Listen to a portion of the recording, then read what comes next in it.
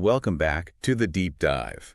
Ready to explore some more fascinating corners of the mental health world? Always. Today, we're going deep into mental health classifications. Oh, interesting. Yeah, and specifically, how we understand stress and distress, Okay. the systems we use to classify mental health conditions, Mm-hmm. and your role as a mental health nurse in all of this. Right. Now, I know you're already working in the field, so we'll skip the basic definitions and jump right into the good stuff. Okay.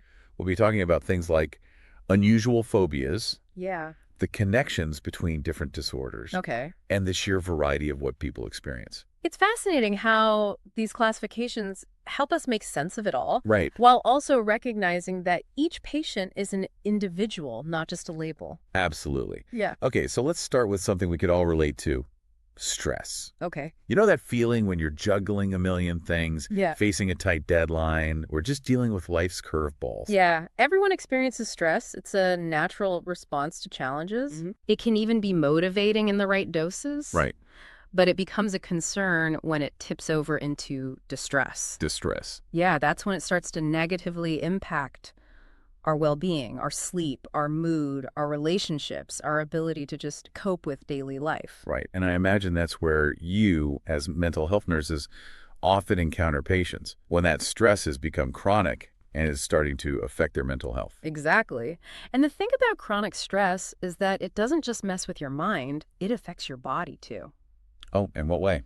Well, we're talking high blood pressure, weakened immune system, digestive problems, the whole 9 yards. Wow. And of course, mentally, it can contribute to anxiety, depression, and even trigger more serious conditions. Okay, so stress is a big deal. But with all the different ways mental health conditions can manifest, how do we even begin to classify them? That's where classification systems come in. They give us a common language, which is so important for mental health professionals to communicate, do research, and create effective treatment plans. I see. So it's about having that shared understanding. Exactly. So what are the main systems out there? The two big ones are the DSM-5, mainly used in the United States, and the ICD-10, which has a more global reach. Okay. They have slightly different approaches. The DSM-5 is categorical. Categorical. Yeah, meaning it sorts conditions into neat boxes with specific criteria, Oh, see. while the ICD-10 leans towards a dimensional approach, viewing mental health on more of a spectrum. So, like with the DSM-5, you either have major depressive disorder or you don't. Right. Whereas the ICD-10 looks at the severity of your symptoms and how they're impacting your life, Yeah. rather than just giving it a label. That's a great way to put it. But of course, no system is perfect. Right. One of the big debates is whether that categorical approach is too rigid. Too rigid. Yeah. Does it really capture the nuances of individual experiences? Mm-hmm. Or does it lead to overdiagnosis? Interesting.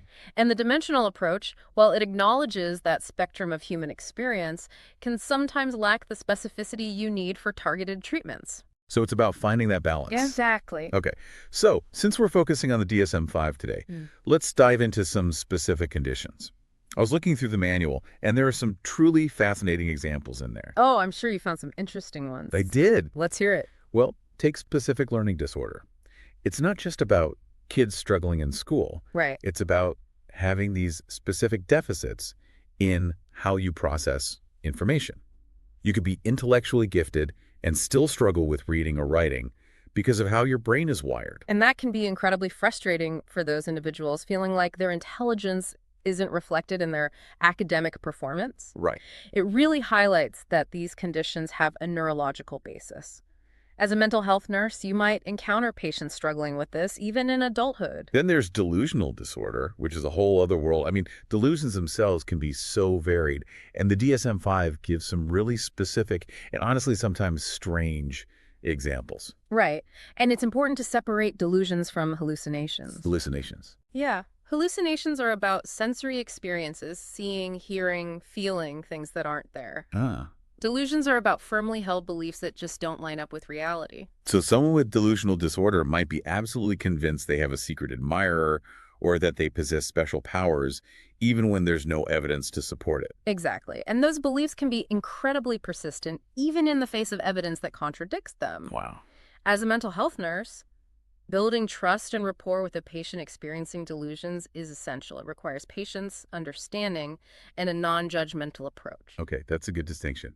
Now, what about schizophrenia? I feel like there's so many misconceptions about this one. Definitely. Schizophrenia is often portrayed in a very sensationalized way, but it's not about having a split personality. It's a complex disorder that affects a person's thoughts, perceptions, emotions, and behavior.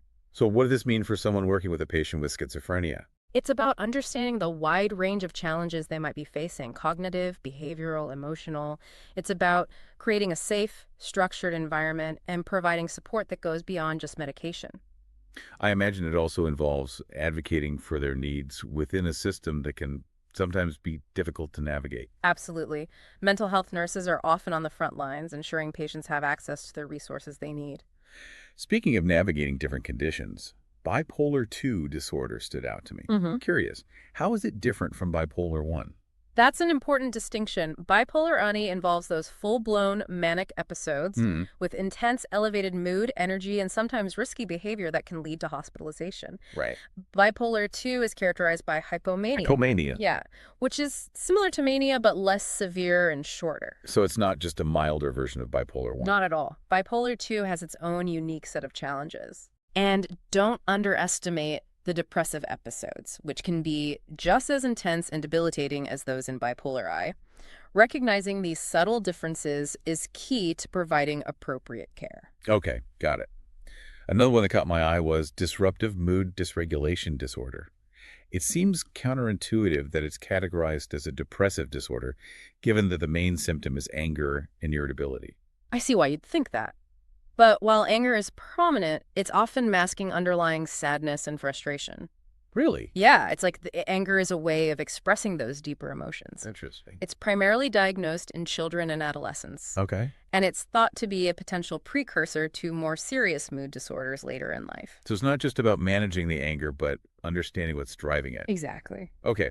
Last one. And this is a topic I think a lot of people can relate to on some level, body dysmorphic disorder. We all have days when we don't feel great about how we look, Right. but this is something entirely different. Yeah. Absolutely. Body dysmorphic disorder goes far beyond typical worries about appearance. In what way? We're talking about a preoccupation with perceived flaws that are either non-existent or barely noticeable to others. Oh, wow. It can consume a person's thoughts and lead to compulsive behaviors, constantly checking the mirror, excessive grooming, even seeking cosmetic surgery to fix something that others don't even see as a problem. Wow. That sounds incredibly distressing. It can be very debilitating. And there's a subtype, muscle dysmorphia, where the focus is on being too small or not muscular enough. Okay. You see a lot in men who spend excessive time at the gym obsessing over their physique. Right.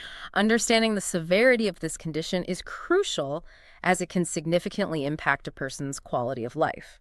I'm starting to see how these conditions, while seemingly very different, share some underlying themes, Yeah. like the impact of stress and the importance of really understanding the patient's individual experience. That's a great observation, and that's precisely why your role as a mental health nurse is so vital. Okay. You're not just dealing with a diagnosis from a textbook, you're dealing with a person, a complex human being with their own unique story, their own struggles, and their own path to healing. That's a good point.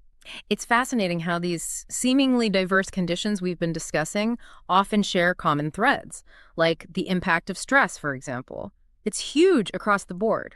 You're right. That keeps coming up. Mhm. And it makes me think about the role of a mental health nurse in all of this. It's not just about knowing the DSM-5 inside and out, is it? Not at all. Your role goes far beyond just applying labels. You're involved in assessment, observation, providing support and education, Mm-hmm. not just to patients, but their families as well.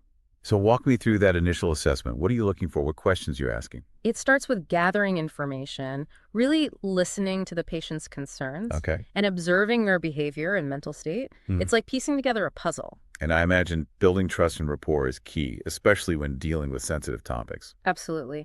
Active listening, empathy, creating a safe space for them to open up. Those are essential skills. So you've listened to their story, gathered information, observed their behavior. Right. How do you then use that to make a diagnosis? Well, you analyze the information you've gathered through the lens of the DSM-5 or ICD-10. Oh, okay. looking for patterns and symptoms that align with specific conditions. But it's not just about checking boxes. You have to consider the whole person, Right. their background, their culture, their individual circumstances. Precisely. A diagnosis should never be made in a vacuum. The DSM-5 in particular has been criticized for not always being culturally sensitive enough. Right. What might be considered abnormal in one culture could be completely normal in another. That makes a lot of sense. So you've made a diagnosis. Okay. Now what? What's the next step in supporting your patient? That's where the real work begins. It's about creating a care plan that's tailored to their needs and goals. This might involve therapy, medication, connecting them with support groups, helping them navigate social services. It really depends on the individual. And I imagine educating the patient and their family about the condition is a big part of it too. Absolutely. Knowledge is power. Understanding their diagnosis can help patients feel more in control and reduce stigma. Right. It also allows them to be active participants in their own recovery. It sounds like a lot of responsibility. Yeah. You're not just treating the symptoms, you're advocating for your patient's well-being in a much broader sense. That's one of the most rewarding aspects of this job. Knowing that you're making a difference in someone's life, helping them navigate a complex system, and ensuring they have access to the care they deserve. Earlier, we talked about the limitations of these classification systems. How do you, as a mental health nurse, use them responsibly? How do you avoid simply labeling people? That's such an important point. We have to remember these systems are tools, not the be-all and end-all. One key consideration is cultural sensitivity, like we talked about. You have to understand the person's background, their beliefs, their values. All of that can influence how they experience and express their mental health. It's about looking beyond the surface, right? Really seeing the individual behind the symptoms. Exactly. And it's also about recognizing that the diagnostic criteria themselves have limitations. Mental health is complex, there's often overlap between conditions, and symptoms can present in many different ways. So you have to be a bit of a detective, piecing together all the clues to get a complete picture. Yes. And that's why critical thinking is so important in this field. You have to analyze the information, consider different perspectives, and make informed decisions based on each patient's unique needs. It sounds like staying curious and continuing to learn is crucial, especially in a field that's constantly evolving. Absolutely. What we know about mental health today might be completely different tomorrow. So it's about being a lifelong learner, staying up to date on new research and treatment approaches, and always being open to different perspectives. That makes a lot of sense. And on that note of lifelong learning, what are some of the emerging trends or areas of research in mental health that you find particularly interesting or relevant to the work of mental health nurses? One area that's really fascinating is the growing understanding of the connection between the gut microbiome and mental health. Research is showing that the trillions of bacteria in our gut can actually influence our mood, our cognition, and even our risk for certain mental health conditions. Wow, so we are what we eat, literally. In a way, yes. As a mental health nurse, understanding this connection can be really valuable. It opens up new possibilities for prevention and treatment, like using dietary interventions or probiotics to support mental well-being. That's amazing. It seems like we're only scratching the surface of what we know about mental health. Exactly. And that's what makes this field so exciting. There's always more to learn, more to discover, and more ways to improve the lives of our patients. Speaking of improving lives, we talked earlier about patient advocacy. Can you give me a concrete example of what that looks like in the day-to-day work of a mental health nurse? Sure. Imagine you're working with a patient who's been struggling with severe depression and hasn't been able to hold down a job. They're facing eviction, and they're terrified of ending up homeless. In that situation, your role goes beyond just therapy and medication. You have to step in and help them navigate all these other challenges, right? Exactly. You might connect them with social services to help them find stable housing. You might advocate for them with their landlord to try to prevent eviction. You might help them access job training programs so they can gain financial stability. It's about recognizing that mental health is intertwined with so many other aspects of a person's life. So you're not just a nurse, you're a social worker, a counselor, a case manager, all rolled into one. In a way, yes. It's about being a champion for your patients, fighting for their well-being, and empowering them to take control of their lives. It sounds like a challenging but incredibly rewarding job. It is. It can be emotionally draining at times, but those moments when you see a patient make progress, overcome obstacles, and start living a fulfilling life, that's what makes it all worthwhile. We've covered a lot of ground in this deep dive, from the impact of stress to the complexities of the DSM-5. and the multifaceted role of the mental health nurse. Yeah, it's been quite a journey. It has. So as we wrap up, what's the one key takeaway you want to leave our listener with? What's the most important thing for a mental health nurse to keep in mind when navigating this complex field? What's fascinating to me is how much our understanding of mental health is constantly evolving. The DSM-5, the ICD-10, they're not static. Right. They're always being refined as we learn more. So it's not just about memorizing a set of symptoms or criteria, it's about staying curious and adaptable. Exactly. The best mental health nurses are lifelong learners. They embrace new research, new treatment approaches, and always consider different cultural perspectives. You've touched on the importance of self-care for mental health nurses, and I think that's worth emphasizing. Yes. This work can be emotionally demanding.